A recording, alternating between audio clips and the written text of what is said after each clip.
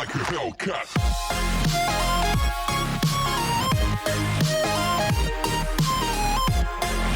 Hey everyone, this is EmeraldAvenger, and in today's video we're going to do something a little different than usual. In today's video, and for some reason all my scores are gone, and I'm not really 100% sure. For some reason all my Ravager scores are gone, I don't really know why.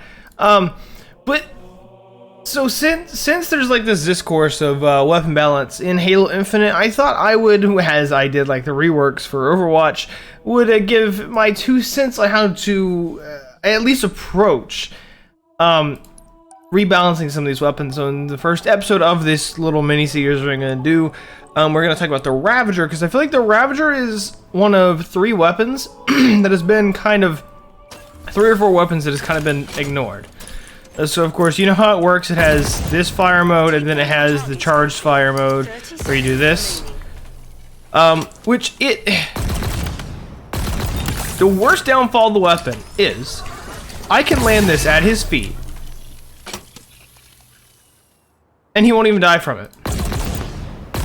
The main problem with it is its damage and its splash damage are far too low. I mean, you saw right there, I was landing like a few inches from his foot and he wasn't taking any damage from it. Its splash range and splash damage are both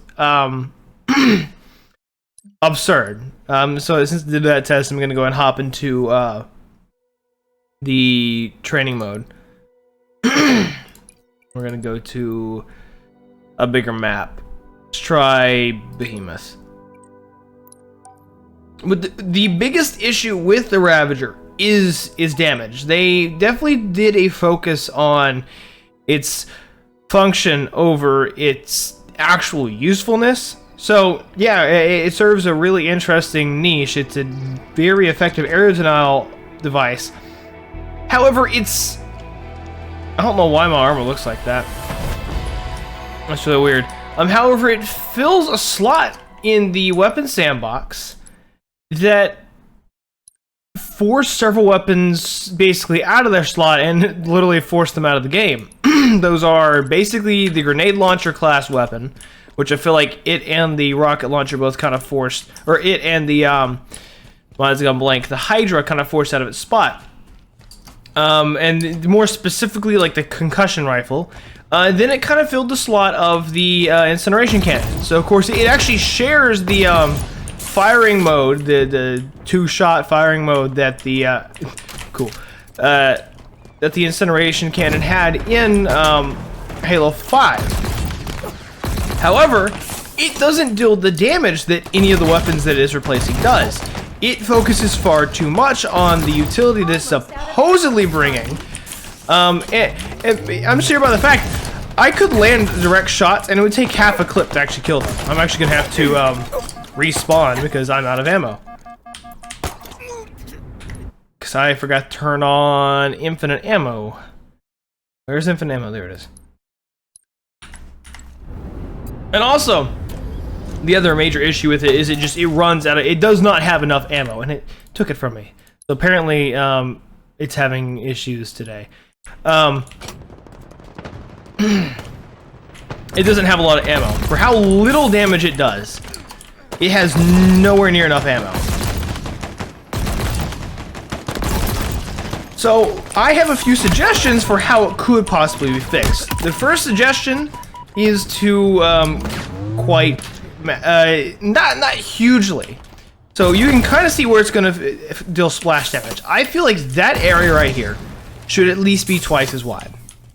Maybe have some major damage fall off, but still do close to its impact damage in the closer part of the splash. Because currently its splash like immediately drops the damage it deals by like 80%.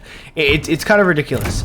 So increasing its splash range would actually help it be an area denial device. For some reason they want to have the area denial exclusive to its alt fire, which if they want it to be an area denial weapon, every aspect of it needs to kind of contribute to that.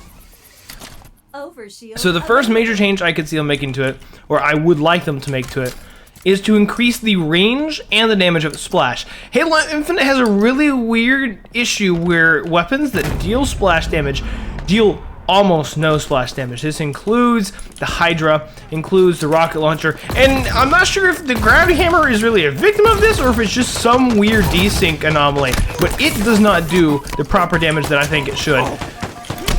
it does not do the proper damage consistently. It still does like one-shot damage whenever you're close enough, but it's not consistent because sometimes you'll be right against the person and they'll die immediately, but it'll be just behind, someone's just behind you. You slam it, and in other Halo games, just because they're so close to you, they would still take full damage from it, but in Halo Infinite, they don't. And I'm not sure if that's just a desync issue, if that's actually an issue of the splash. But all the actual splash weapons, which includes the Ravager, which includes the Hydra, and which includes the Cinder Shot, don't do a lot of damage. The only saving grace of the Cinder Shot is it just has a lot of splash range. That is the one saving grace of it, and we will actually discuss that one in a video too. The other issues with Ravager, like I said, is the damage. I mean, you were seeing me there a minute ago. I was literally shooting the guy. I almost had to activate the manual cooldown on the weapon just because I couldn't deal enough damage to kill him. Because it is not a weapon designed to kill, and for some reason they want the plasma weapons to be these shield strippers. But don't want them to actually be used for anything else, which is a really, really weird design choice that I don't know why that's the decision they made. But it is the decision they made. And this guy is without shields and he was still not dying. It doesn't do enough damage. It does, I think it does plenty of damage to shields, but it needs to do a little more damage to players. Because it's not supposed to, it's supposed to be kind of a pseudo incendiary weapon. Because it has this field of fire that places. So I wish that it just did more damage to players whenever their shields are gone. The other issue is another damage issue is the fire itself.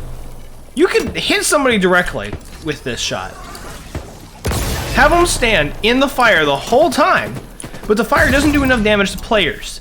It deals plenty of damage to shields, it strips your shields quite quickly, but you will never actually get that kill with it. You have to fire the additional shot.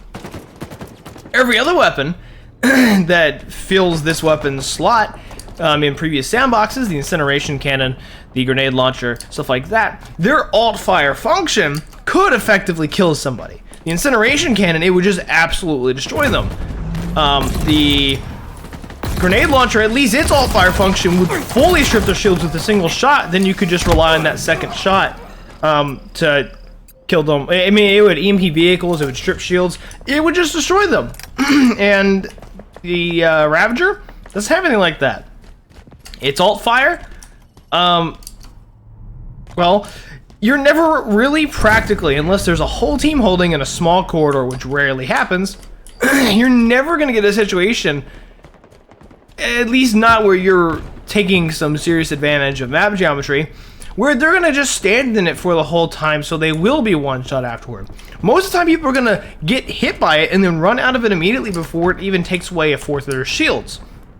So my suggestion is that either it strips shields even faster so it can realistically kill the Spartan with them standing in it, or just increase its damage overall so if someone does stand in it, they will die. Because I don't think something like this, an area denial device, is fair if somebody can just stand in it and not die. It feels really stupid. Because every other area denial style weapon that has ever existed in Halo, you haven't been able to stand in. Incineration cannon, you can't just stand right next to. Grenade launcher, if you're within its EMP range, well, you're just gonna be stripped of your shields and then die the next time that the player decides to do anything. Even with that, he had no shields, landed a shot, and he didn't die. So the next suggestion would just be to increase its damage. Every bit of damage the Ravager can deal needs to be increased because it, in its current state, doesn't do enough. Does not do enough splash damage, does not do enough impact damage, and its alt fire function does not reliably, or just at all, deal enough damage to kill the player that's just standing in it, like an area denial device should be able to do. The last part about it is that recharge that you saw.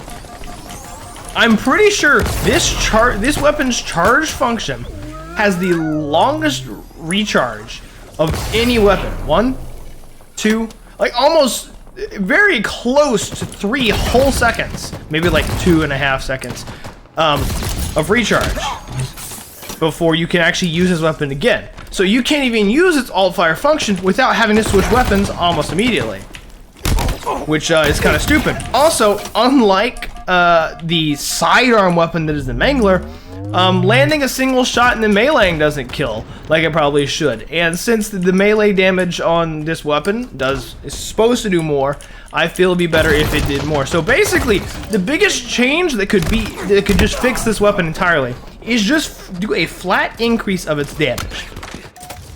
Maybe test it for every individual way that deals damage.